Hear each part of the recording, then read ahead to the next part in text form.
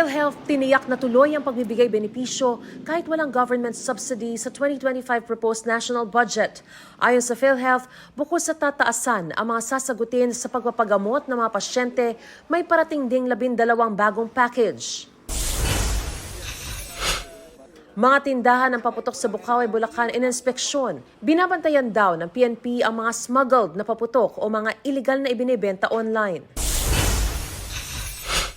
6 na natitirang kaso laban kina dating Pangulong Ferdinand Marcos Sr. at dating First Lady Imelda Marcos at iba pa kaugnay sa kontrobersyal na Coco Levy Fund ibinasura ng Sandigan Bayan.